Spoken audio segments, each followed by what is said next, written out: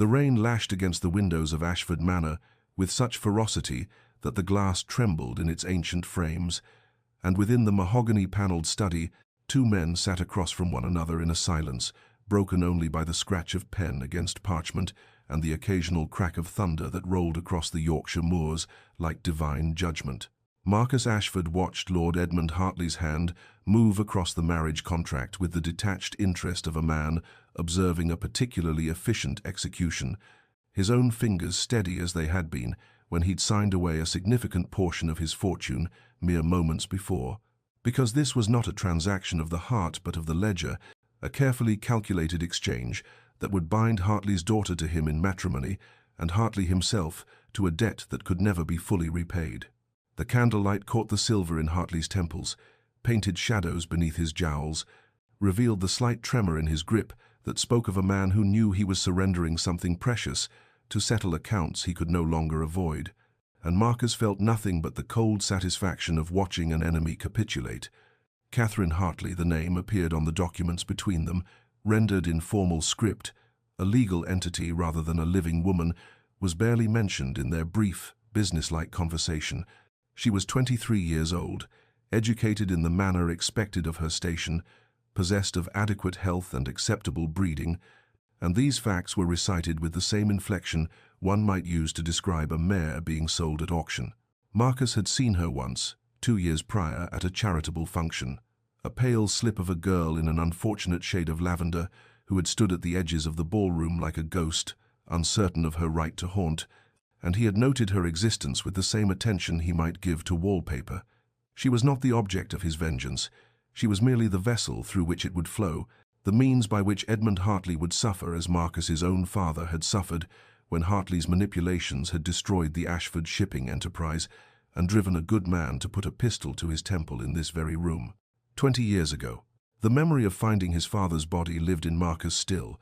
a wound that had never healed, but had instead calcified into something harder and more enduring than grief, a purpose that had shaped every decision, every business acquisition, every carefully constructed step that had brought him to this moment of absolute power over the man responsible. Hartley signed the final page, set down the pen with hands that shook more noticeably now, and looked up with eyes that held a father's anguish poorly concealed beneath aristocratic pride.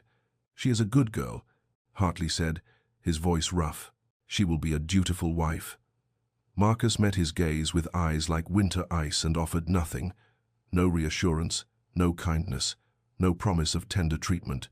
Because this marriage was not about Catherine Hartley's happiness or Edmund Hartley's peace of mind.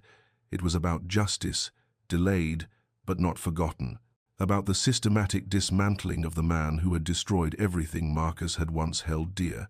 And if an innocent girl became collateral damage in that destruction, well, innocence had never protected anyone from the consequences of their father's sins. The chapel bells rang across the estate grounds 3 weeks later, with a clarity that seemed almost mocking, given the somber nature of the ceremony they announced, and Marcus stood at the altar in the small stone church that had witnessed generations of Ashford unions. Most of them, he imagined bitterly, entered into with more affection than this, watching the heavy oak doors at the far end of the aisle, with the same expression he might wear while awaiting the delivery of contracted goods. The church was nearly empty, populated only by the witnesses required by law and custom. His solicitor, a handful of household staff, Lord Hartley looking grey and diminished in the front pew, and the vicar whose practiced neutrality could not quite mask his discomfort at officiating a marriage that felt more like a funeral. Then the doors opened, and Catherine appeared, a figure in ivory silk that seemed to drain what little colour she possessed until she looked like something carved from alabaster, her dark hair arranged in elaborate coils that only emphasized the pallor of her skin and the shadows beneath her eyes. She moved down the aisle with her father's hand beneath her elbow, though Hartley's grip seemed more like restraint than support, and Marcus found himself noticing details he had not anticipated, the way her wedding dress, though expertly tailored, hung slightly loose on her frame as though made for someone with more substance, the trembling of her hands where they clutched a bouquet of white roses, the downward cast of her gaze that never once lifted to meet his own. She was, he realized, with something approaching surprise, beautiful not in the bold, eye-catching manner of women who commanded ballrooms, but in a fragile, ethereal way that made one think of watercolors left too long in the rain, of hothouse flowers unlikely to survive a harsh wind. When she reached the altar, and her father released her with what might have been relief or regret, Marcus neither knew nor cared. She finally raised her eyes, and he saw in them something that struck him more forcefully than her unexpected beauty: absolute resignation. This was a woman who expected nothing, hoped for nothing, had been thoroughly taught that her purpose was to be ornamental and obedient, and to ask for no warmth in return. The vicar began the ceremony, his voice echoing in the cold space, and Marcus spoke his vows in clear, firm tones that gave no hint of the transaction underlying them. But when Catherine's turn came, her voice emerged as barely more than a whisper, the words, "I do," so soft that the vicar had to lean closer to hear them, and Marcus noticed that her hands trembled so violently the roses shook, petals drifting to the stone floor like tears she would not shed. He slipped the ring onto her finger, his mother's ring, chosen not for sentiment, but because it was expected, and felt the coldness of her skin, the delicacy of bones that seemed as though they might break beneath the slightest pressure. When the vicar pronounced them man and wife, Marcus lifted her veil with hands that were steady while hers were not, and he kissed her cheek with the perfunctory brevity of a man fulfilling an obligation, tasting salt there though her eyes remained dry. As they turned to face the sparse congregation as Mr. and Mrs. Ashford, Catherine's expression remained unchanged, that same quiet acceptance, that same terrible dignity, and Marcus thought, with the small part of his mind not consumed by satisfaction at Hartley's evident anguish, that she looked less like a bride than a prisoner being led to a cell she had known all along awaited her. The first weeks of their marriage unfolded in a silence so profound it seemed to have weight and texture, filling the corridors of Ashford Manor like invisible fog, and Catherine moved through the vast estate with the insubstantial quality of something not quite real, a pale figure in muted colors who appeared at mealtimes when summoned and otherwise existed in spaces Marcus did not occupy, as though she had learned through some instinct of self-preservation to make herself as unobtrusive as possible in a home where she was not wanted. The house itself seemed designed to enforce their separation, a monument to cold perfection, with its marble floors that echoed footsteps into accusations, its high ceilings that swallowed warmth, its endless rooms filled with furniture too fine to be comfortable and art too valuable to be loved, each space immaculately maintained by servants who moved with the quiet efficiency of people who understood that their master preferred order to humanity. Marcus had chosen separate bedrooms, citing his irregular hours and desire not to disturb her rest, though they both understood it was another wall between them, and Catherine had accepted this arrangement with the same silent acquiescence she brought to everything, nodding once and retreating to the suite of rooms designated as hers, a collection of chambers done in shades of cream and gold that were beautiful and lifeless as a showroom. He saw her primarily at dinner. When convention demanded, they sit at opposite ends of an absurdly long table and consume courses prepared by his French chef while speaking only when necessary, their conversations limited to observations about the weather or brief responses to questions asked from obligation rather than interest. And even these exchanges were marked by her careful deference, the way she never contradicted him or offered opinions unless directly solicited, the manner in which she seemed to make herself smaller in his presence, as though apologizing for existing at all. During the day, Marcus occupied himself with business matters in his study or rode out to inspect his various holdings, and he neither knew nor cared how Catherine spent her hours, until one afternoon, when business had brought him home earlier than usual, and he had glimpsed her through a window, kneeling in the garden with dirt on her hands and her hair escaping its pins, tending to the roses that had grown wild during the estate's period without a mistress. And there had been something in her posture, a loosening of the tension she carried everywhere else, a softness in her expression as she touched the petals that had struck him as somehow improper, as though she were revealing something private he had no right to witness. She never asked him for anything, and this fact registered with Marcus gradually, becoming more notable as the days accumulated. Into weeks she made no requests for pin money beyond the modest allowance his solicitor provided, expressed no desire to redecorate or entertain or visit London, seemed content or at least resigned to exist in this beautiful prison with only the servants and her gardens for company, and he told himself he was grateful for her lack of demands, even as some part of him, small and easily ignored, wondered what kind of life had taught her to expect so little that his cold indifference seemed acceptable. The library had become Marcus's sanctuary within his own home, the one room where he allowed himself to be something other than the calculating industrialist or the coldly distant husband, and it was here he retreated on a Tuesday evening in late September after a particularly trying day of negotiations, seeking the comfort of leather-bound volumes and the familiar smell of old paper and tobacco, only to find upon entering that the room was already occupied. Catherine stood before the shelves near the window, where the last of the daylight fell in amber shafts. So absorbed in the book, she held that she didn't hear his entrance, and for a moment Marcus simply watched her, noting the way she touched the pages with a gentleness that suggested reverence, the slight furrow between her brows that spoke of concentration, the manner in which she tucked herself into the window seat, with her shoes abandoned on the floor and her legs curled beneath her in a posture of unself-conscious comfort he had never seen her adopt in his presence. When he cleared his throat, she startled so violently, the book nearly tumbled from her hands, and the transformation was immediate and painful, to witness the softness vanishing from her expression as she uncurled herself and stood, smoothing her skirts with trembling fingers, the book clutched against her chest like a shield. "Forgive me," she said, her voice carrying that familiar note of apology that had become her constant refrain. "I didn't know you would be here. I should have asked permission before." But Marcus, surprising himself, raised a hand to stop her, suddenly weary of her endless contrition, of the way she apologized for occupying space in what was ostensibly her own home. "What are you reading?" he asked, more curious than he wanted to admit,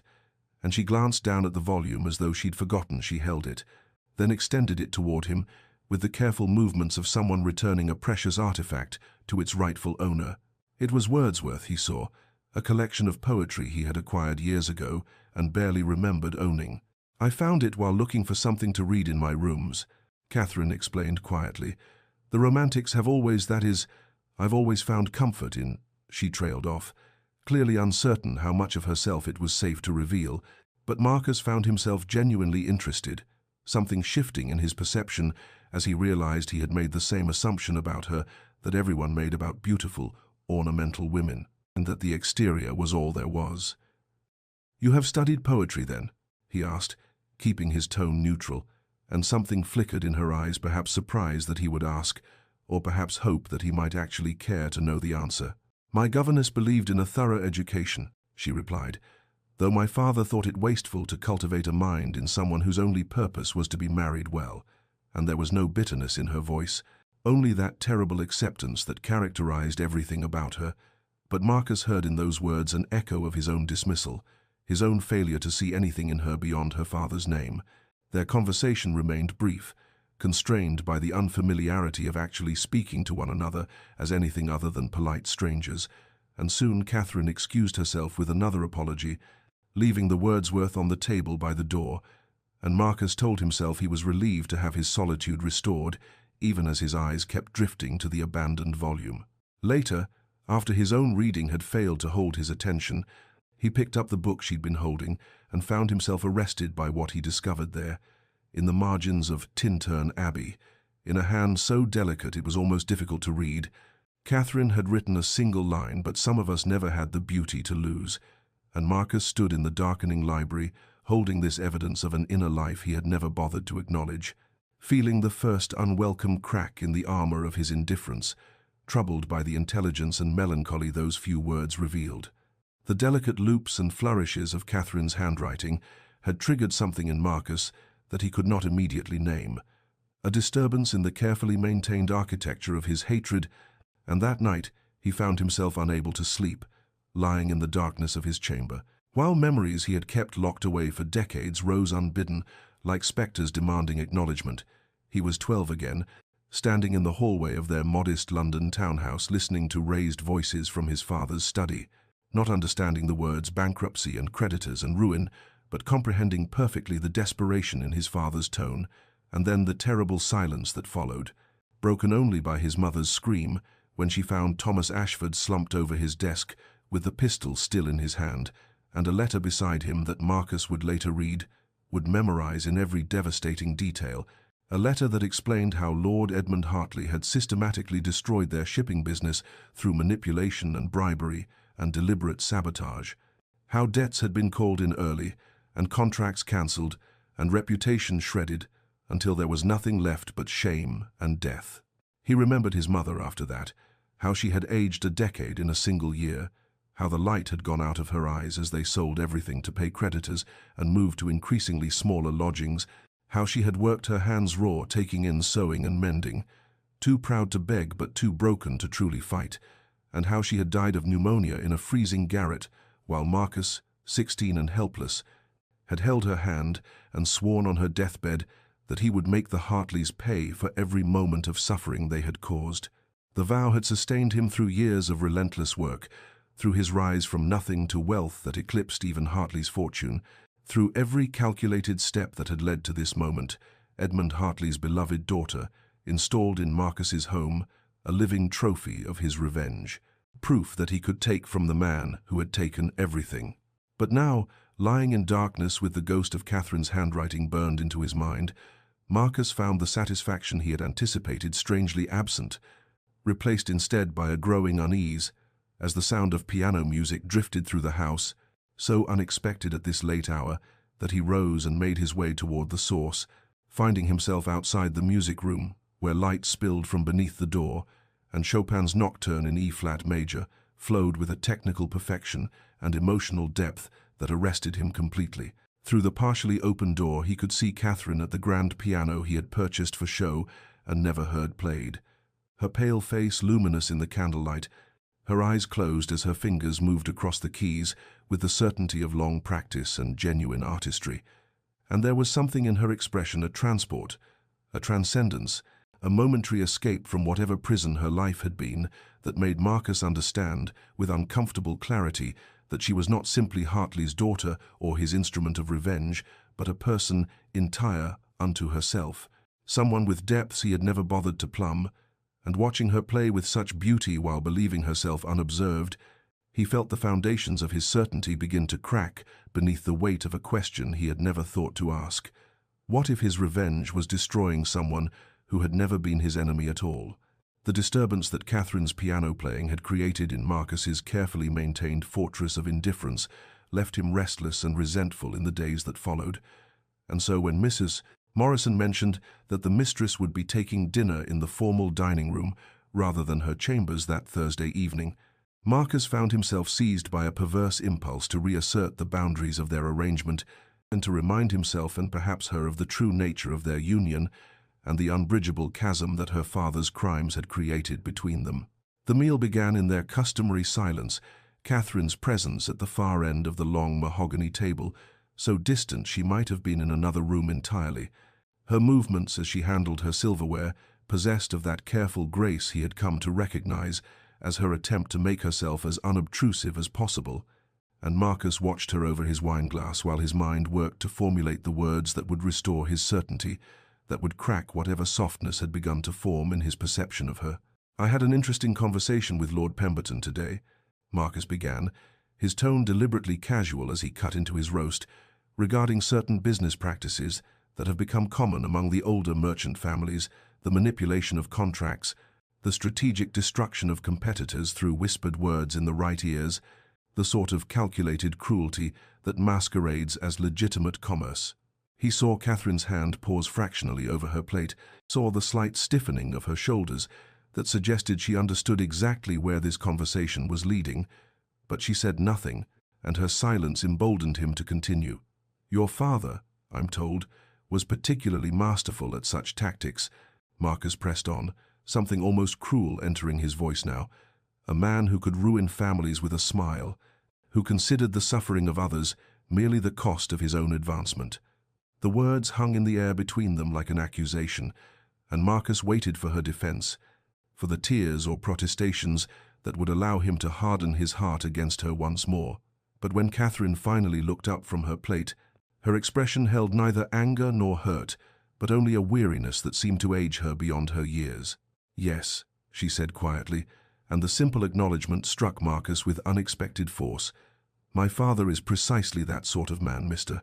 Ashford, I have known this since I was old enough to understand the source of our wealth, since I first overheard him laughing with his associates about a merchant who had hanged himself after my father orchestrated his bankruptcy. She set down her fork with hands that trembled slightly, but kept her gaze steady on Marcus's face. I have watched him destroy people for sport, have seen him take pleasure in wielding power over those weaker than himself, have lived my entire life in a house built on the suffering of others. Do you imagine I am unaware of what he is, of what sins I carry by association with his name? There was no defensiveness in her tone, no attempt to excuse or minimize, only a terrible acceptance that somehow wounded Marcus more than any protestation of innocence could have done. I cannot defend him,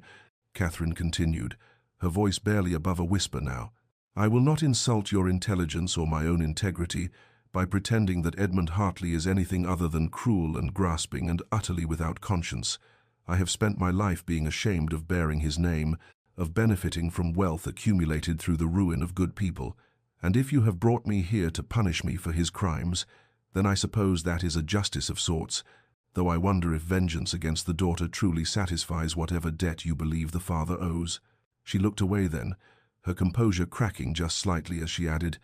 I know what I am to you, Mr. Ashford, a symbol of your triumph over him, a trophy to mark your superiority, and I have accepted this because I have no choice, and because perhaps I deserve no better, being his blood. The words should have satisfied Marcus, should have confirmed his righteousness and steeled his resolve, but instead he found himself profoundly shaken, the foundations of his certainty crumbling beneath the weight of her quiet acknowledgement, because in refusing to defend her father, she had stripped away his ability to see her as merely an extension of Edmund Hartley's guilt. It forced him to recognize that she was not her father's accomplice, but perhaps his victim as well, and the realization left Marcus staring across the table at his wife, with something uncomfortably close to shame beginning to kindle in his chest. The uncomfortable shame that Catherine's acknowledgement had kindled in Marcus's chest might have grown into something transformative, had circumstances allowed for gradual examination, but 3 days after their dinner conversation, he was working in his study when Mrs. Morrison appeared at his door with an expression of concern that made him set down his pen, and when she informed him that the mistress had taken ill with a fever and been confined to her chambers, Marcus felt only a flash of irritation at the disruption to the household routine before returning to his correspondence, dismissing the matter as one of those minor ailments to which women seemed particularly susceptible and which required nothing from him beyond basic courtesy. It was not until 2 days later, when he encountered the doctor leaving Catherine's wing of the house, that Marcus learned his wife's fever had broken. But that doctor, Whitmore, seemed unusually grave for what should have been good news, and when Marcus inquired more from propriety than genuine concern, the elderly physician had fixed him with a look that contained both professional discretion and personal disapproval, before saying quietly, Your wife is recovering from this particular incident, Mr. Ashford, but I must tell you plainly that Mrs. Ashford's constitution has always been exceedingly fragile. She has suffered from weakness of the lungs since childhood, and these fevers, while they may seem minor, take a considerable toll on her overall health. The words registered but did not fully penetrate Marcus's awareness, filtered as they were through his determination to maintain emotional distance, and he nodded curtly and thanked the doctor and thought no more of it, until a week later, when rising early to review contracts before breakfast, he happened to glance out his study window and saw Catherine walking in the garden in the soft light of dawn, wrapped in a shawl against the autumn chill, and moving with that characteristic grace he had come to recognize, and he was about to turn away when he saw her pause beside the rose arbor and press a handkerchief to her mouth as her shoulders shook with coughing that seemed to go on far too long, the delicate violence of it visible even from this distance. Marcus found himself frozen at the window, watching as Catherine lowered the handkerchief and stood for a moment, with one hand pressed to her chest, her face turned up toward the pale sky, with an expression of such weariness that something twisted uncomfortably in his chest, and when she resumed her walk, he noticed what he had never bothered to observe before, the careful way she moved, as though conserving energy, the slight breathlessness that sometimes marked her speech, and the pallor that he had attributed to temperament, but which might have deeper causes entirely. Mrs. Morrison's words came back to him then, something she had said during the wedding preparations that he had dismissed as irrelevant domestic chatter. Poor lamb, she's always been delicate. Since she was a girl, terrible lungs. You know, the doctors said she might not reach adulthood, though she's proved them wrong so far. At the time, Marcus had registered only that his revenge would be taking a more fragile form than anticipated, but now, watching Catherine cough again in the misty garden, he felt the first stirring of something that might have been concern or might have been merely the unwanted recognition that his instrument of vengeance was proving to be distressingly, inconveniently human, and the realization disturbed him more than he cared to admit. Autumn arrived with its characteristic melancholy, painting the estate grounds in shades of amber and crimson that seemed to Marcus both beautiful and accusatory, as though nature itself were reproaching him for the coldness he maintained within walls that should have held warmth. And it was during this season of transformation that he found himself engaged in a peculiar ritual whose origins he could not quite trace, leaving books in the library that he thought Catherine might enjoy, volumes of poetry or philosophy or travel narratives that he placed on the small table near the window where she often sat, never with any note or acknowledgement, never mentioned in their brief encounters, simply left there as though by accident or oversight. He told himself it meant nothing, this small gesture, that he was merely ensuring the library's resources were properly utilized, but he could not deny the quiet satisfaction he felt when he would pass by later and find the books gone, replaced eventually by others carefully returned to their proper shelves, and he noticed too that fresh flowers began appearing in his study with increasing regularity, delicate arrangements of late-blooming roses or chrysanthemums that Catherine must have cut from the garden and placed in the crystal vase. On his desk, another unspoken exchange in the careful dance they were performing around each other. The evening that everything shifted came unexpectedly, as such moments often do, when Marcus was working late in his study and noticed through the window that rain had begun falling in heavy sheets, the kind of sudden autumn downpour that turned the grounds into a watercolor blur, and he thought nothing of it until he saw a figure moving through the deluge toward the house, recognizing with a start Catherine's slight form as she hurried across the lawn carrying something clutched against her chest. He found himself moving without conscious decision, reaching the garden door just as she stumbled inside, soaked completely through, her hair plastered to her face and her dress clinging to her trembling frame, and he saw that what she had been protecting so carefully was a handful of the deep purple asters that he had once mentioned, years ago in some forgotten conversation, had been his mother's favorite flower. "I saw the rain coming," Catherine said through chattering teeth, her voice apologetic as always. "And I thought I remembered you said I didn't want them to be ruined." And Marcus felt something crack decisively in his chest as he looked at this woman who had run through a storm to save flowers for a man who had given her nothing but coldness, who stood shivering and apologizing for her own kindness. He moved to the closet without speaking, retrieved one of the heavy blankets kept there for winter drafts, and returned to where Catherine still stood, dripping on the flagstones, and when he wrapped the blanket around her shoulders, his hands brushed against hers, still clutching the bedraggled flowers, and for a moment neither of them moved, caught in that brief contact that seemed to carry all the words they had never spoken,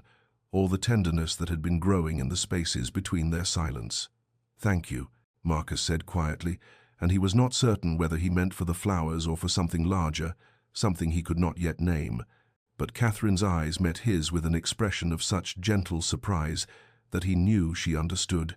and in that moment, standing in the dimness of the garden room with rain drumming against the windows and her hand warm beneath his own, Marcus felt the last of his certainty about revenge and justice and the righteousness of his cause begin to dissolve like morning mist, leaving behind only the terrible, wonderful recognition that Catherine Ashford was no longer a means to an end, but had become, without his permission or awareness, someone he could not imagine the house without, someone whose absence would leave a void that no satisfaction of vengeance could ever fill. The fragile peace that had been growing between Marcus and Catherine like some tender plant in uncertain soil was shattered on a grey November afternoon when Lord Edmund Hartley arrived at the estate unannounced, his carriage rattling up the drive with an urgency that spoke of desperation rather than social courtesy, and Marcus, who had been reviewing correspondence in his study, felt his old hatred rise like bile in his throat at the sight of the man who had destroyed his family, now reduced to whatever circumstances had brought him here seeking favor. He received Hartley in the formal drawing room with cold civility, noting with grim satisfaction the signs of financial strain in the older man's appearance, the slightly worn cuffs of his coat, the tightness around his eyes that spoke of sleepless nights. And when Hartley began his rehearsed speech about temporary difficulties and the obligations of family connections, Marcus felt nothing but contempt for this man who had shown his own father no such mercy. But it was the sound of footsteps in the hall that made him turn, and he saw Catherine pause in the doorway, her face draining of color at the sight of her father.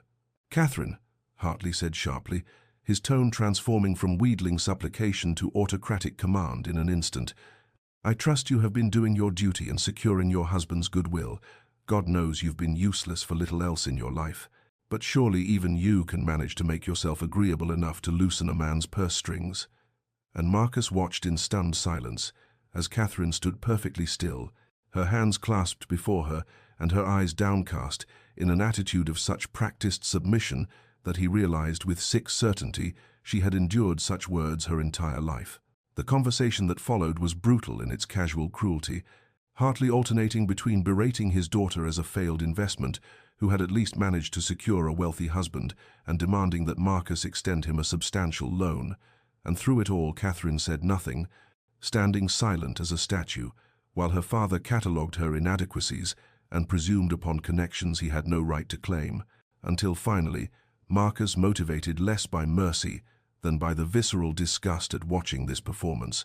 told Hartley coldly that no funds would be forthcoming, and that his visit had concluded, and saw the older man's face twist with rage before he turned that fury on Catherine one final time, telling her she was as worthless as her mother had been, and that she had better learn to be of some use to someone before she ended up alone and forgotten. After the carriage had departed, Marcus stood in the drawing room feeling oddly shaken, and when he went looking for Catherine he found her finally in the conservatory among her beloved plants, sitting on the stone bench with her face in her hands and her shoulders shaking with silent sobs that she was clearly trying to suppress. And when he approached, she looked up with eyes red from weeping and immediately began to apologize, her voice breaking as she said, "Forgive me. I should not. I have no right to burden you with this." But Marcus found himself moving closer, his usual awkwardness with emotion making his words come out rough and unpolished, as he said, "You needn't apologize, Catherine, not for this, not for him." And he saw something in her expression crack open, some careful control finally breaking, and she wept, then truly, not the silent tears of earlier, but deep, shuddering sobs that seemed to come from some profound well of grief. And Marcus stood there feeling useless and angry and strangely tender all at once, and after a long moment he sat beside her on the bench and said quietly, "He is wrong about you, whatever else he may be. He is wrong about that." And Catherine looked at him with such surprised gratitude that Marcus felt something shift irrevocably in his chest, some last barrier between them, crumbling into dust. The weeks that followed Lord Hartley's visit brought a subtle but unmistakable transformation to the rhythms of the household, as though that moment of shared vulnerability in the conservatory had opened a door that neither Marcus nor Catherine had the will or desire to close again. And it began with small things, Marcus finding himself suggesting they take tea together in the afternoons, Catherine accepting with a careful pleasure that made his chest tighten with something he refused yet to name, and these tea times, initially brief and formal, gradually extended into longer conversations that ranged across subjects Marcus had never imagined discussing with her. He was surprised to discover that Catherine possessed not merely the superficial accomplishments expected of women of her class, but a genuine intellect that had been starved for engagement, and when she asked him questions about his business ventures, her observations revealed an understanding of commercial principles that many of his male associates lacked, and he found himself explaining his strategies and challenges with an enthusiasm he had not felt since his father's death, while Catherine listened with an attention that was neither flattering nor dismissive, but genuinely interested, offering occasionally a perspective that made him reconsider his assumptions. In turn, Marcus found himself asking Catherine about her music, a topic he had previously ignored, despite the beautiful melodies that drifted through the house each evening, and when she offered tentatively to play for him if he wished, he accepted with a gruffness that masked the peculiar anticipation he felt, And that evening he sat in the drawing room while Catherine positioned herself at the piano, her hands trembling slightly as they had on their wedding day, and then she began to play, and Marcus felt something in him go absolutely still, as the music filled the room, not the safe, pretty pieces he had expected, but something deeper and more complex, a Chopin nocturne that seemed to contain all the loneliness and longing he had seen in her eyes these past months, and he watched her face as she played, saw how she disappeared into the music, how her usual careful composure gave way to something raw and true, and he understood with a clarity that was almost painful that he had been deceived, but not by Catherine, by himself, by his assumptions, by his willful blindness. She was not her father, had never been her father, bore no more responsibility for Edmund Hartley's sins than Marcus's mother had borne for his father's financial misjudgments, and yet he had married her as an instrument of vengeance against a man she herself had suffered under, had condemned her to a loveless union as punishment for crimes she had not committed, and the recognition of this injustice crashed over him with the force of a wave as Catherine's fingers moved across the keys with heartbreaking grace, and when the final notes faded into silence, he found he could not speak for a long moment, and Catherine, misinterpreting his silence, began to apologize for boring him with her performance, but Marcus interrupted her roughly, saying, "No, it was you are," and then, unable to articulate the tumult in his chest, simply, "Thank you, Catherine, truly," and she looked at him with such surprised gratitude that he had to turn away, overwhelmed by the knowledge that this woman, whom he had treated with such calculated coldness, possessed a depth of soul he had never imagined, and that somewhere in the careful distance he had maintained between them, he had failed to notice when she had ceased to be a pawn in his game of revenge, and had become instead someone irreplaceable, someone whose quiet presence had begun to fill all the empty places in his wounded heart. The discovery came quite by accident on a cold December morning when Marcus, searching for a misplaced document in the small writing desk Catherine used for correspondence, came across a ledger book that seemed oddly out of place among her poetry volumes and personal letters, and curiosity, perhaps tinged with the remnants of his old suspicion, compelled him to open it, and what he found there made him sink slowly into the chair as the implications washed over him in waves of mounting astonishment. The ledger contained meticulous records of payments, all modest sums but clearly significant given Catherine's limited allowance, and beside each entry were names that Marcus recognized with a jolt of recognition: the Blackwood family, whose father had been his own father's closest associate before the bankruptcy; the Hendersons, whose son had worked in the Ashford mills; the Prices, the Thorntons, the Weavers, all families that had been tied to his father's business and had suffered when it collapsed, families Marcus himself had lost track of over the years as he focused his energies on building his own fortune and planning his revenge. Catherine had found them somehow, these scattered remnants of his father's former world, and had been sending them money for months, not from any fortune of her own, for she had none, but from the small household allowance Marcus provided her. Money she might have spent on books or music, or any of the small comforts that made her restricted life more bearable, and instead she had sought out these struggling families and had been helping them quietly, asking nothing, telling no one, recording it all in this simple ledger, with a care that spoke of genuine commitment rather than performative charity. Marcus sat there for a long time holding the ledger, feeling something profound and disorienting shifting in his understanding of the woman he had married, and when Catherine returned from her morning walk in the garden, her cheeks flushed with cold and her breath coming slightly short in a way that should have alarmed him, but that he had been willfully ignoring, she found him waiting in the drawing room with the ledger on the table between them, and her face went very pale, and still in that way he had learned meant she was bracing herself for condemnation. "Why?" Marcus asked, and his voice came out rougher than he intended, thick with emotions he could not name. "Why did you do this, Catherine? These people, how did you even find them?" And she stood there for a long moment before moving to sit across from him, her hands folded carefully in her lap in that gesture of composure he now recognized as protective armor, and when she spoke, her voice was quiet but steady, carrying a conviction that seemed to come from some deep place within her that he had never been permitted to see. "Because someone should have helped them then," she said simply, meeting his eyes with a directness that was new between them, a shedding of her usual careful deference. "I cannot undo the past, Marcus, I cannot restore what my father took from your family or from these families, but I can do this now. I can offer what small help is within my power to give." And then, softer, "They suffered for things that were not their fault, just as you suffered, just as your parents suffered, and perhaps if someone had shown such mercy to your father when he needed it most, the story might have ended differently." Marcus felt something crack open in his chest, some last fortress of his hatred crumbling under the weight of her words. And he looked at this woman whom he had married as an instrument of vengeance, whom he had treated with calculated coldness while she had been quietly, persistently trying to heal the very wounds he had spent years nursing, and he understood with devastating clarity that she possessed a grace he had never imagined, a capacity for compassion that shamed his years of careful revenge. And when he spoke again, his voice was unsteady, with an emotion he could no longer deny. "You are nothing like him," he said, and it was not a question but a statement of fact that felt like both confession and absolution. Nothing at all. Christmas approached with the quiet inevitability of winter itself, and Catherine, despite the increasing pallor that Marcus tried not to notice and the way she had to pause more frequently when climbing stairs, insisted on decorating the house herself,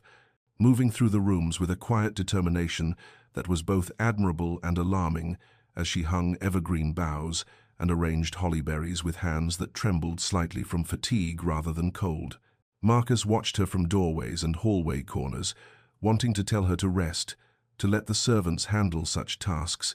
but something in her face as she worked a soft contentment he had rarely seen there kept him silent, and he realized with a pang that she was trying to create something beautiful in this house that had been so cold and empty for so long, trying to breathe warmth into the marble prison he had built around them both, and she asked for nothing, no grand festivities or elaborate celebrations, only permission to arrange a small gathering for the household staff on Christmas Eve, a gesture of gratitude to those who had served them faithfully, and Marcus found himself agreeing to more than he had intended, even helping her procure gifts for each member of the staff, though he did so quietly, not wanting to diminish her pleasure in the planning. The exhaustion in her face grew more pronounced as Christmas Eve arrived, shadows like bruises beneath her eyes, and twice he saw her lean against the wall as though the simple act of standing required more strength than she possessed. But when he suggested she rest, she smiled and told him she would, soon, after everything was ready. And the small celebration she had arranged was modest but genuine, the servants clearly touched by her thoughtfulness, by the personal gifts she had chosen for each of them, and the kind words she offered. And Mrs. Morrison caught Marcus's eye across the room with an expression that was equal parts approval and concern, a look that said she too had noticed Catherine's decline and wondered what he intended to do about it. After the servants had retired to their own celebrations, Catherine asked Marcus to join her in the drawing room, and she moved to the small table near the window where a single wrapped package waited, and when she handed it to him her hands shook so badly that he had to steady them with his own, and his heart clenched at how fragile she felt, how delicate her bones seemed beneath his fingers. "I wanted to give you something," she said softly, and there was something in her voice, a finality perhaps, or simply a desperate hope that this gesture might bridge the vast distance that still remained between them. And Marcus unwrapped the package with careful hands to find a photograph in an ornate frame, and for a moment he could not comprehend what he was seeing because it was impossible. It was a photograph of his parents, his mother and father together before the ruin, before the despair, his father's hand on his mother's shoulder, and both of them smiling with a happiness Marcus had almost forgotten they had once possessed. And he stared at it with a throat gone tight and eyes that burned, because he had thought all such photographs lost or destroyed in the years after his father's death. And he looked at Catherine, who was watching him with anxious hope, and he managed to ask, his voice rough and broken, where did you find this?" And she explained, haltingly, that she had asked Mrs. Morrison if any of the old staff from his father's household still lived nearby, and had tracked down his parents' former housekeeper, who had kept this photograph all these years, and Catherine had paid to have it cleaned and restored and framed, had done all of this in secret over the past months, while he had been so carefully maintaining his distance, and Marcus felt something break apart in his chest, all the careful walls he had built crumbling under the weight of this impossible kindness, this gift that represented not wealth or obligation, but a depth of understanding and compassion that undid him completely. And he looked at Catherine's pale, anxious face and could not find words adequate to express what he felt, could only pull her gently into his arms for the first time since their wedding day, and hold her as she trembled against him, and whisper into her hair, "Thank you, Catherine, thank you," while his tears fell silent and unrestrained onto her dark hair, and she held him too, her arms around him fragile but sure, and neither of them spoke of how her breathing was labored or how she swayed slightly with exhaustion, because in that moment they both understood that something had shifted irrevocably between them, that whatever distance remained was no longer a wall but simply space that needed crossing. And Marcus made a silent vow as he held his wife in his arms that he would spend whatever time remained, proving to her that she was not unloved, that she had never been the thing he had once imagined, but had become instead the most precious thing in his wounded world. January descended upon the estate with a cruelty that seemed deliberate, bringing with it winds that howled through the eaves, and a cold so penetrating that no fire could quite banish it from the rooms, and Catherine's cough, which had been merely concerning in the weeks following Christmas, transformed into something far more ominous, a deep rattling sound that seemed to come from the very center of her chest and left her breathless and trembling after each fit, and Marcus watched with mounting alarm as she grew paler and thinner despite Mrs.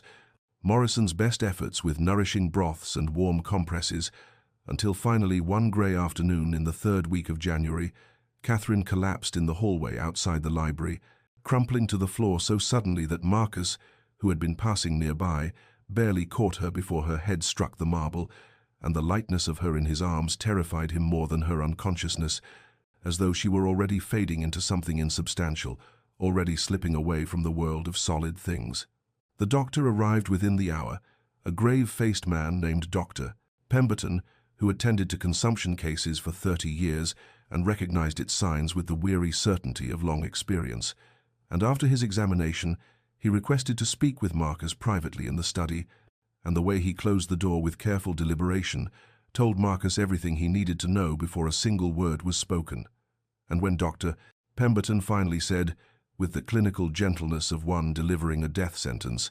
"I'm afraid it's consumption, Mr. Ashford, quite advanced. She's likely been suffering with it for some time, perhaps years, and the stress and exertion of recent months have accelerated its progression considerably."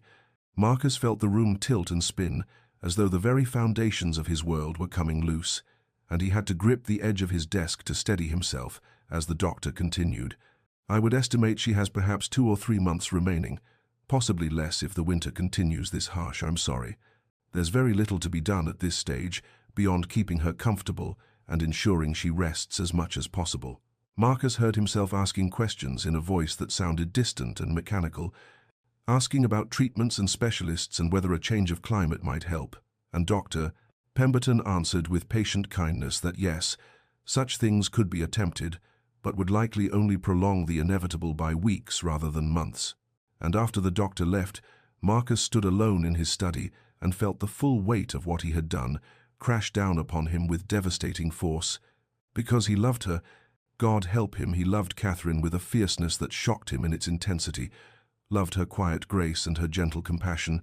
and the way she had transformed his cold house into something almost resembling a home, loved her for the kindness she had shown to people she had never met simply because it was right, loved her for the way she played Chopin in the evenings and left flowers in his study and had given him back the image of his parents' happiness.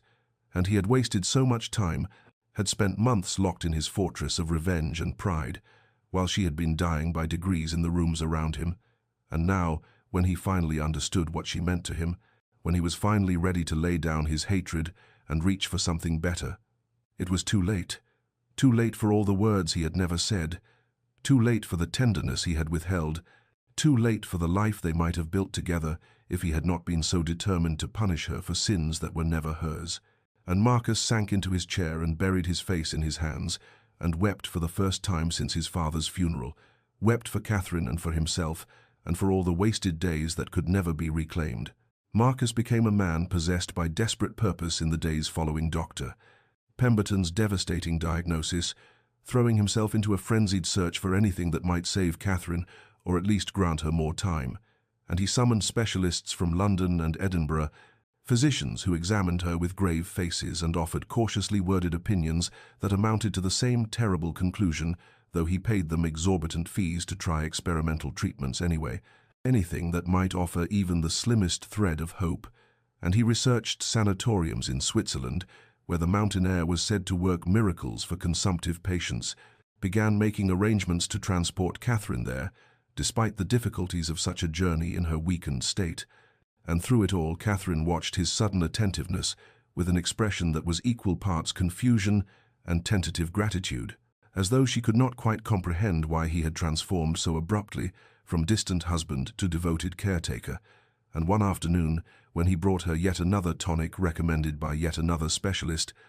she reached for his hand with fingers that trembled from weakness and said softly, "Marcus, you have been so kind to me these past weeks, kinder than I ever deserved or expected, and I want you to know that I am grateful, truly grateful, for your care." And the words struck him like physical blows because she still did not understand, still believed herself unworthy of basic human compassion, still thought his desperate efforts were merely the discharge of husbandly duty rather than the actions of a man terrified of losing the woman he loved. And he wanted to shout at her that she deserved everything, deserved all the kindness and tenderness and devotion he had failed to give her during the months of their marriage, deserved a husband who had cherished her from the beginning rather than one who had married her as an instrument of revenge.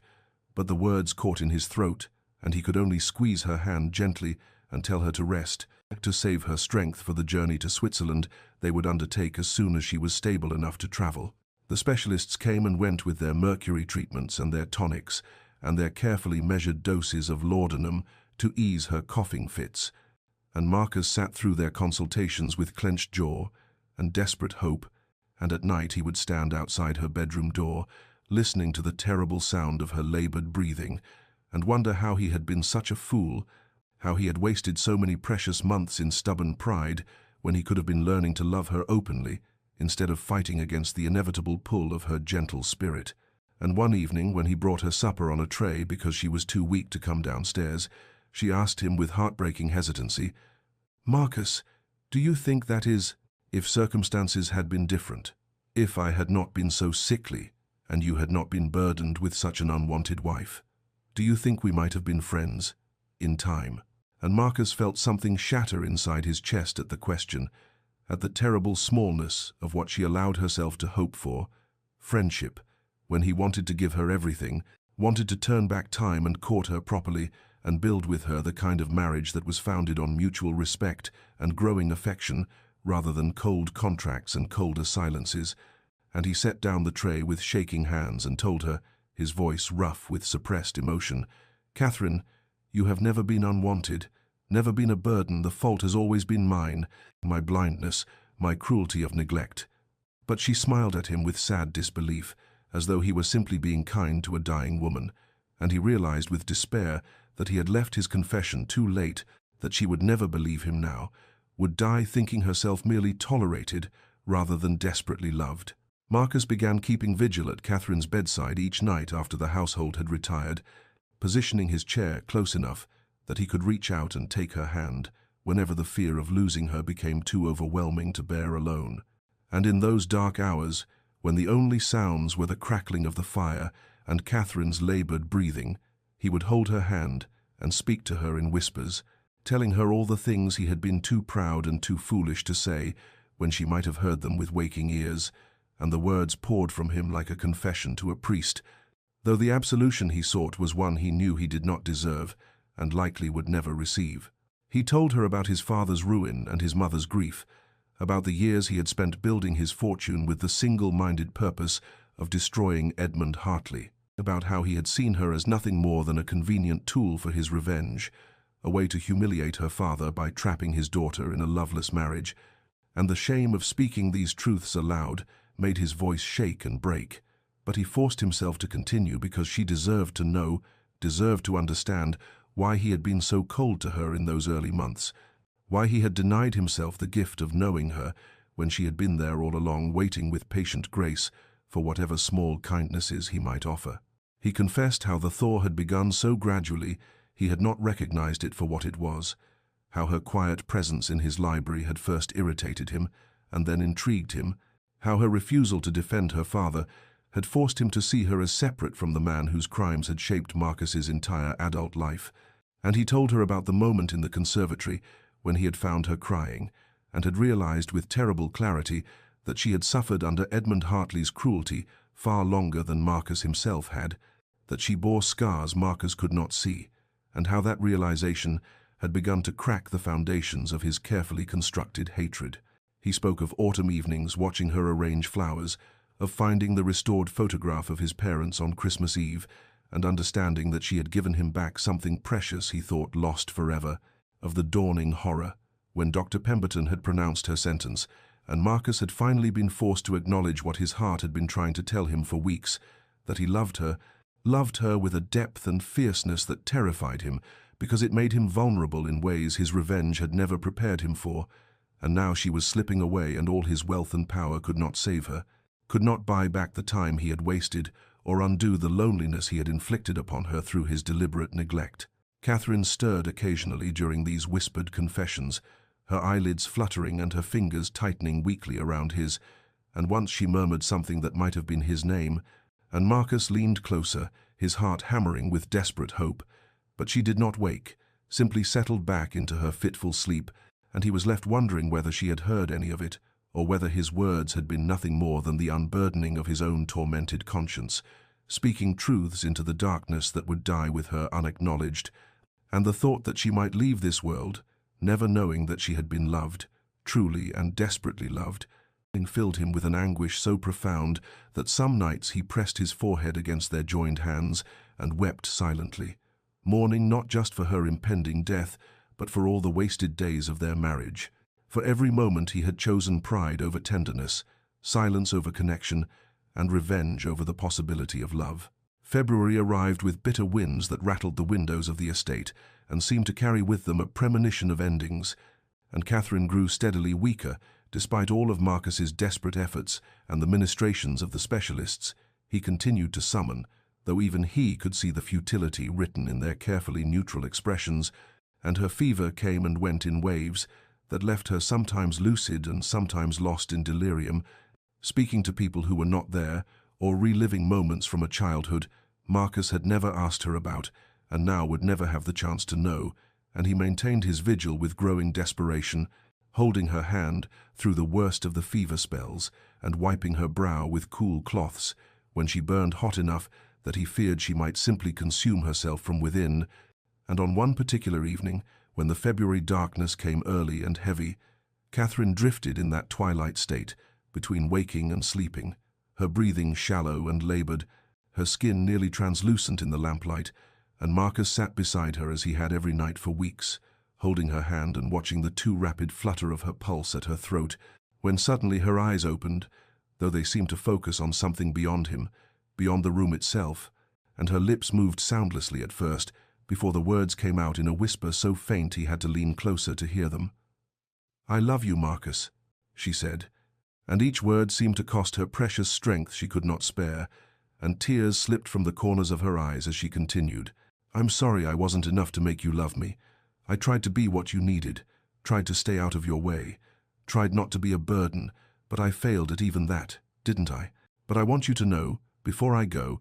that I'm grateful for the small kindnesses you gave me these last months, for the books you left in the library though you never said they were from you, for the blanket that night in the rain, for sitting with me now when you could be anywhere else, and I'm sorry I'm leaving you with this trouble. Sorry. You had to be saddled with a dying wife when you deserved so much more from this marriage you never wanted." And the words broke something fundamental in Marcus's chest, shattered the last fragments of the walls he had built around his heart, because she thought she was confessing her love unheard, thought she was apologizing for the crime of dying to a husband who had never loved her, thought the kindnesses he had shown her were mere duty rather than the inadequate expressions of a love he had been too proud and too foolish to name.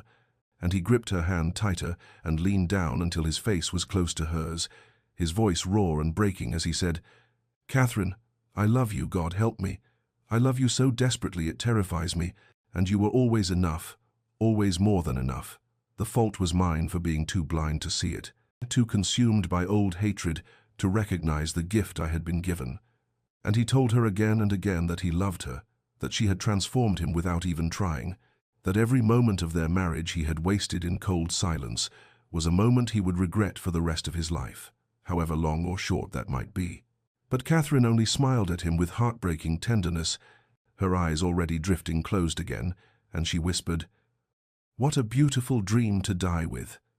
Because she thought his confession was nothing more than fever-born delusion, a kind fiction her dying mind had created to ease her passage from this world, and she believed herself unloved still, even as Marcus wept openly beside her and pressed her hand to his lips and begged her to believe him and to stay with him, to give him the chance to prove that his love was real and true, and entirely too late. Marcus refused to accept the doctor's grim pronouncement that Catherine had only days remaining, refused to let her slip away into that final darkness, believing herself unloved and unworthy, and in an act born of equal parts desperation and devotion, he dismissed the nurse. Dr. Pemberton had recommended and moved Catherine from her sick room into his own bedchamber, carrying her himself, despite her weightless frailty, and settling her among the pillows of the bed where he had slept alone for all the months of their marriage. And from that night forward he never left her side except when absolutely necessary, maintaining a vigil that the household staff watched with amazement and something like awe, for they had never seen their master like this, stripped of his cold reserve and laid bare by a love that had come too late, but burned no less fiercely for its tardiness. And through the long February nights Marcus held Catherine against his chest, her back curved into the shelter of his body, his arms wrapped carefully around her fragile form, and he read to her from the poetry books she loved, his voice hoarse from hours of speaking but never stopping, never surrendering to the silence that might let death creep closer.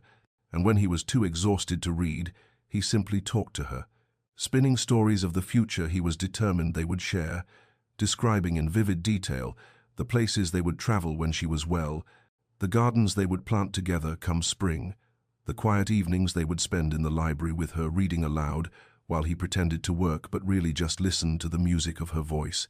And he painted pictures with his words of lazy summer afternoons and winter nights by the fire, and all the ordinary precious moments that made up a life lived in love rather than in the cold pursuit of revenge. And though Catherine was too weak to respond with more than the occasional flutter of her eyelids or the faint pressure of her fingers against his hand,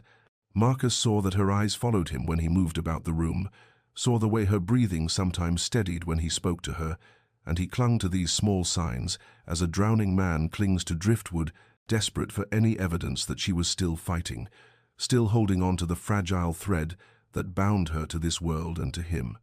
And once, in the deep hours of night when the fire had burned low and the room was filled with shadows, Catherine's lips moved soundlessly and Marcus leaned close to hear, and she shaped a single word with such effort that it clearly cost her dearly. Stay. And his heart broke anew even as it filled with a fierce determination, and he pressed his lips to her temple and whispered against her skin, "Always, Catherine, I will always stay. I promise you on everything I hold sacred that I will be here when you wake, and here when you sleep, and here for every moment in between. You will never be alone again, never unloved again. I swear it." And Dr. Pemberton came each day and examined her with increasingly grave expressions, his professional demeanor cracking slightly when he took Marcus aside and said gently that he should prepare himself, that it was truly only a matter of days now, perhaps hours, that Marcus should summon a priest if Catherine had any final wishes to express. But Marcus thanked him coldly and returned to Catherine's side and gathered her close and continued his vigil of hope against hope, refusing to prepare for her death, preparing instead with stubborn faith for her life. Spring arrived unexpectedly early that year, as though nature itself had decided to defy the grim pronouncements of physicians and the seeming inevitability of death. And one morning in early March, Marcus woke from an exhausted sleep, still holding Catherine in his arms, to find that her skin no longer burned with the terrible fever that had consumed her for weeks, and when he pressed his hand to her forehead in disbelief, he found it cool and slightly damp, with the sweat of a fever finally broken, and her breathing, though still shallow and weak, had lost that terrible rattling quality that had haunted his nightmares. And he lay there hardly daring to move, hardly daring to hope, watching her face in the pale dawn light that filtered through the curtains, And after what seemed like hours, her eyelids fluttered and then opened, and for the first time in weeks her gaze was clear and focused, truly seeing him rather than looking through him at fever visions only she could perceive. And Catherine blinked, slowly, as though trying to reconcile the world she was waking to with the world she had expected to leave behind. And then her eyes settled on Marcus's face and widened slightly with something that might have been wonder or confusion, or perhaps simply recognition, and she lifted one trembling hand from where it lay against his chest and touched his face with fingers so light they felt like butterfly wings against his unshaven cheek, and her lips moved soundlessly at first before the words emerged in a whisper so faint he had to strain to hear them. "You stayed," she said, and the simple statement carried with it such depths of amazement and gratitude that Marcus felt his throat constrict with emotion. And he caught her hand where it rested against his face and pressed it there, holding it gently as though it were made of spun glass, and he said with a voice made rough by weeks of reading and talking and pleading with God and fate and any power that might be listening, "I'll always stay, Catherine, I promised you that, and I am a man who keeps his promises, however late I may be in making them." And he kissed her palm and then her wrist, where her pulse fluttered like a captured bird, and Catherine's eyes filled with tears that spilled over and tracked down her temples into her hair. But they were not tears of sorrow now, but rather of something Marcus barely recognized, because he had seen it so rarely in their short marriage. They were tears of hope, of dawning belief that perhaps she had not dreamed his confessions of love after all, that perhaps she was not destined to die unloved and unworthy, as she had always believed herself to be. And she whispered, "I thought it was a dream. I thought my mind was being kind to me at the end, but you're here, you're real, and you're still here." And Marcus gathered her more closely against him, careful of her fragility but unable to resist the need to hold her, and he said against her hair, "I'm here, and you're here, and against all reason and expectation you're still here, and I will spend every day that remains to us proving to you that my love is real and true and entirely yours." And Dr. Pemberton, when he arrived later that morning and examined Catherine with undisguised astonishment,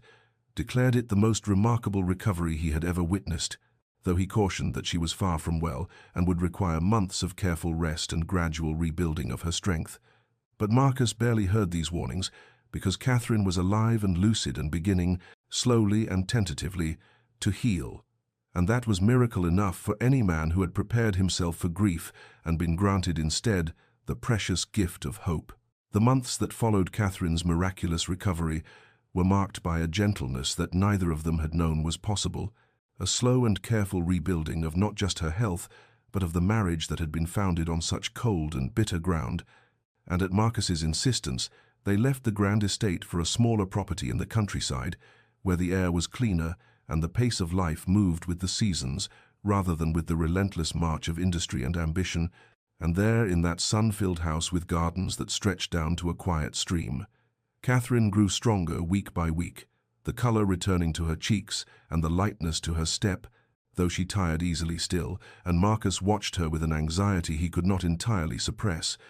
terrified that this reprieve was temporary and that death might yet claim the woman he had so nearly lost. But as spring deepened into summer and summer mellowed into autumn, Catherine continued to improve, and more remarkably still, they began to truly know each other for the first time, sitting together in the garden, where they would read aloud from books they had chosen together, or walking along the stream in the early evening, when the light turned everything golden, and Catherine would pause to identify the songs of different birds, while Marcus learned to see the world through her eyes, noticing beauties he had been blind to in his years of cold calculation and revenge. And they talked now in ways they never had before, Catherine asking him about his childhood before tragedy had hardened him, and Marcus finding himself able to speak of his parents without the consuming bitterness that had defined him for so long, and she told him of her own lonely upbringing in her father's house, where she had been merely another asset to be managed and eventually disposed of. And in these exchanges, they discovered that they had both been prisoners of Lord Hartley's cruelty in different ways, and this shared understanding became a bridge between them stronger than passion alone could have built. Yet there remained in Catherine a lingering uncertainty that Marcus could see in her eyes when she thought he was not watching, a question she was afraid to ask until one evening in late autumn when they sat before the fire, and she said quietly, almost desperately. "Marcus, tell me true, do you love me? Or is this merely guilt for the harm you intended, pity for the invalid I became?" And he looked at her for a long moment, this woman who had shown him grace when he deserved none, who had loved him when he had given her no reason to, who had nearly died believing herself unworthy of love while teaching him what love truly meant. And he crossed to where she sat and knelt before her and took her hands in his and said, "Catherine, I could show you the books where I have written your name in the margins because I was thinking of you when I read them, or the sketches I have made of you sleeping because I wanted to capture the peace in your face, or tell you that every morning I wake grateful that you are still here beside me. But I think you need something more tangible than words from a man who was once so very good at lying to himself." And over the weeks that followed, he showed her through patient tenderness and unwavering presence, and the way his eyes followed her across every room, and the way he reached for her hand without thinking, and the way he listened when she spoke as though every word she uttered was precious. And Catherine watched and wondered and slowly began to believe, until one evening when they walked together in the garden, and she turned to him suddenly and kissed him, truly kissed him for the first time as his wife, rather than as his obligation, and when she pulled back, she whispered against his lips, "I believe you now, Marcus. I believe you love me." And he held her close, and thought of all the time they had wasted, and all the time they had been granted, and knew himself blessed beyond all deserving. 3 years had passed since that terrible winter when death had reached for Catherine and been denied, and the world Marcus inhabited now bore almost no resemblance to the cold and vengeful existence he had constructed in the years before he met her. For the estate, they had returned to the grand house that had once been a marble prison, was transformed utterly, filled now with warmth and laughter and the chaotic joy of life truly lived. And on this particular spring afternoon, Marcus stood at the window of his study, watching the garden below where Catherine moved among the flower beds with their daughter Eleanor, a child of 2 years with her mother's gentle eyes and her father's dark hair. And Catherine was healthy now, truly healthy, with color in her cheeks and strength in her step, and a radiance that seemed to emanate from some inexhaustible source within her. And she bent to show Eleanor a butterfly that had landed on a rose bloom, and the child's delighted squeal carried up to where Marcus stood, transfixed by the simple beauty of this moment. And he thought of the night he had believed he would lose her, the night when her whispered confession of love had shattered every wall he had built around his heart. And he thought of all the years he had wasted nursing hatred for a man who deserved it, while planning a revenge that would have destroyed the only person who had ever shown him what love truly meant. And the distance between who he had been then and who he had become now seemed vast and unbridgeable, except for Catherine's grace. And she looked up suddenly as though sensing his gaze, and smiled at him and waved, and Eleanor imitated her mother's gesture with chubby enthusiasm. And Marcus felt his heart constrict, with a gratitude so profound it was almost painful, and he descended the stairs and went out into the garden where Catherine met him with a kiss, and Eleanor demanded to be lifted into his arms, and he held his daughter, while Catherine slipped her hand into his free one, and they stood together in the sunlight, surrounded by flowers and birdsong, and the evidence of the life they had built from the ashes of revenge and regret. And Marcus knew himself blessed beyond all deserving, by a woman who had loved him when he had given her every reason not to, who had forgiven him though he had never asked forgiveness, who had saved him without ever knowing she was doing so. And dear listener, sometimes the heart we seek to break becomes the one that saves us, and the revenge we plan with such cold determination becomes the very thing that reveals our own need for redemption. For Marcus learned what many of us must learn in our own time and our own way, that love asks more courage than hatred ever could, that transformation is possible even for those who believe themselves beyond saving, that the grace we least deserve is often the grace we most desperately need. And if you have known the weight of old anger or the burden of planned cruelty, know that it is never too late to choose differently, to let love break through the walls you have built, to allow yourself to be saved by the very person you thought you would use and discard. For in the end we are all capable of both terrible coldness and extraordinary warmth, and the choice between them is ours to make each day. And may you find the courage to choose love over revenge, vulnerability over armor, forgiveness over grudges, and may you know the peace that comes when you finally lay down the weapons you have carried for so long and allow yourself to be truly known and truly loved. and may your nights be gentle, and your days be filled with the small mercies that accumulate into grace. Brought to you with hope and reflection by Love's Own Tale, where every story reminds us that the heart's capacity for transformation is infinite, and that love, patient and persistent, can redeem even the most carefully constructed revenge.